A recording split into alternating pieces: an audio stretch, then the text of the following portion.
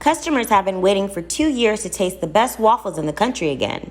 What the Waffle's new location is now located at the historical cap of the Cultural Wall, which is dedicated to over 129 images of the individuals who were instrumental in developing this area.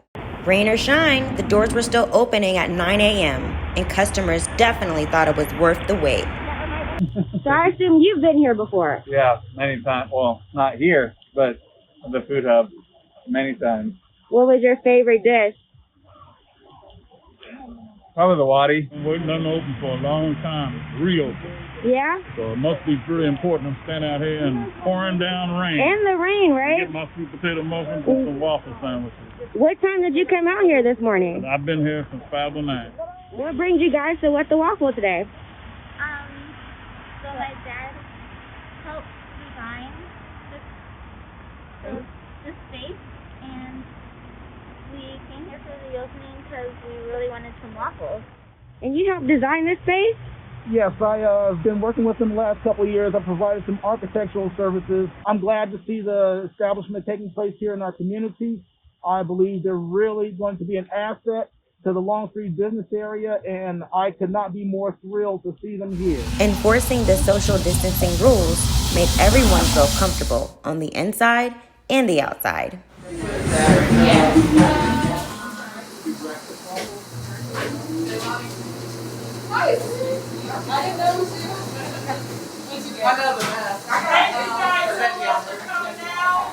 How did you hear about it? Facebook. We had driven by it a million times, but it hadn't been open. But we heard about the opening on Facebook. What are you looking forward to trying the most? The waffle. The waffle? Yeah, absolutely. I don't care what they put on it. Why do you think it's important to support a Black-owned business? Important to support all businesses here, especially now. The Black Lives Matter movement. It's a good cause to support. While the news of the grand opening was spreading on social media, business definitely picked up in the kitchen. Thanks so much. Everybody ordered one of everything. Who got sweet potato muffins? So I love her muffins and everything that she does is great, but I have an affinity for the sweet potato muffins. Customers were so happy that What the Waffle was back opening that there was even some dancing on the inside.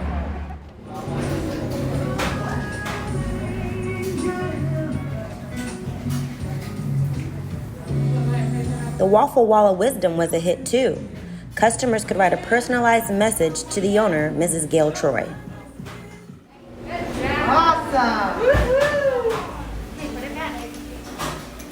To have a reopening in the middle of this while we're seeing so many other places shutting down, it just shows her dedication and her passion for it, and also the support I think that she's getting from the community to say you can do this. And that way she shows people that, never give up, never give in. That's a great motto, and Gayle is that through and through. Sweet potato muffins. I mean, I had that 2 years ago when she first opened up, and we were like, can we get this on a weekly delivery? I finally got a chance to sit down with the culinary chef herself. And I know social media has been booming because people were here going live, taking pictures, and posting. How did that make you feel? Well, I didn't see any of this because I was in the back cooking. However, I have a loyal following on social media, although I haven't been open for 2 years. And this is what I call our waffle wall of wisdom, affirmations, and do it on your social media, your Instagram. So you see a lot of people filled this out, but a lot of folks came in today who were customers at the old location. I heard that. So that was just so, exciting to see some of those folks. And you said that you haven't opened for 2 years, but you were able to thrive and open this during the pandemic. How did you do that? God's time, for real, because I had planned to open in March. Okay. And look what I'm finding. I'm a takeout. That's my business model. So it fits for the time that we're living in right now. And also the construction of the highway that's coming through here. That I just love. It was all about time. I kept trying to open. But I know for a fact it was meant to open at this point in time. today. And this is like a But during gateway. this pandemic, only because of how everything has transpired. Right. So, And this is like a gateway. I heard customers saying like, this is the bomb. She's at the very beginning. to be at the cap of something so historic in this historic community, and all of the folks who I actually know, I'm a social enterprise. My passion is young ladies who are aging out of foster care. And so I train them for work readiness, get them connected in the hospitality industry, and I hired several who have worked for me when I was in my own location. One young lady who I've known since she was 17, she's still working with me. So we are a resource, for not only for this community, but for these young ladies. Yeah, philanthropy is something that you value as well. Right? Oh, it's a lifestyle. Yeah. You know, it's just not something because of, and I would say it has a philanthropic vibe, but it's a lifestyle. I don't need someone to tell me how to do that. It's what I do naturally. And How long have you been dreaming for this moment? I knew at 6 years old I was going to own a restaurant someday. My mom actually gave me a cookbook that I made when I was 6 years old on construction paper and print. Okay. And so, but you know, but I always, my dream was to be a doctor. I always wanted to give back. And you know, I got a scholarship and all that, but did a internship that was an autopsy that was performed, and so fainted, came back to school. Business major, let's change that. I know you're really passionate, and so how did you come up with the name What the Waffle? I love how it's, you know, the W's, and it just makes so much sense because you can do all types of stuff with the waffle. Oh, great. Okay. How did you come up with that? It wasn't with the waffle. It was like, why can't I do this with the waffle? Okay. And my daughter had got me a cookbook. It was just all different type of things you could do with a waffle iron. And so when I looked at that, I was like, man. And this just kind of played around with the name for a while, and here we are. Wow, I love the name. Because I'm not the macaroni and cheese, fried chicken, greens. Okay. Okay, our palate is so much larger than that. Right. So I like to explore flavors and taste. What is it that you want to give back? You know, what do you want them to take away once they come up under your wing? Because you definitely have that mentorship quality in you. So what is it that you want to give to them or have them take away? Oh, I do it. I give them every resource, access that I have. Scholar Network. And the Scholar Network is for young people who have been out of foster care and now they attend fluency. And so the Mid-Ohio Food Bank, I know there's a new name now. Oh gosh, I guess I can't. Yeah. They have a food bank on Grove that's right across the street from Columbus State County Workforce Development Center, where these young people can go and get food because a lot of them live in a food desert or homeless, and so they're ensuring that at least they can get ingredients to prepare a meal. And so what I've done, based on what they get from the food bank, I teach them how to prepare a meal with that. But not your traditional, like Christmas, we did a big feast where they brought their families and their children. And so this based on what they got from the food bank. Flour, chicken, and some greens like arugula. So I taught them how to, so I taught them and then they actually prepared it. A 3-cheese ravioli with a marinara sauce, a chicken under a brick, and arugula.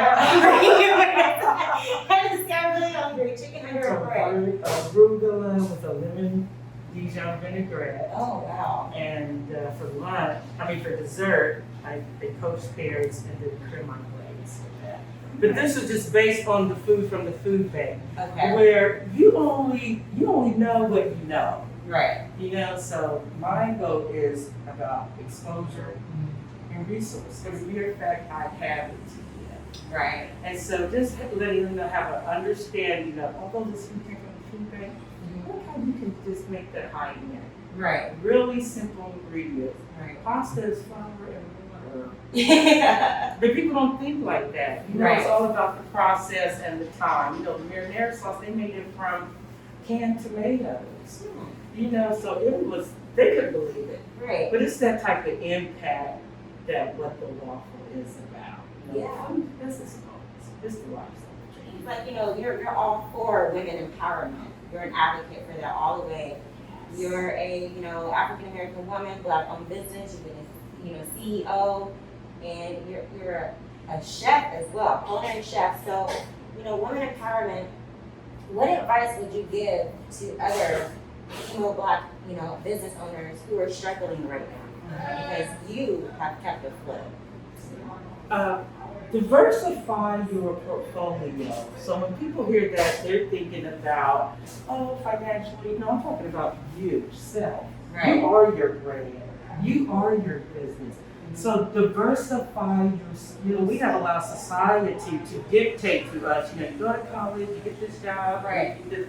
No, you can do that. Mm-hmm. But like I did that, but I had my side hustle. I was doing my passion on the side with that. Right. So, and I have nothing against everybody, do you, whatever that looks like, but at some point in time, you need to have a serious conversation with yourself about what it is you want for yourself. Right. Because as a professional, you are developing and enhancing corporations' bottom line.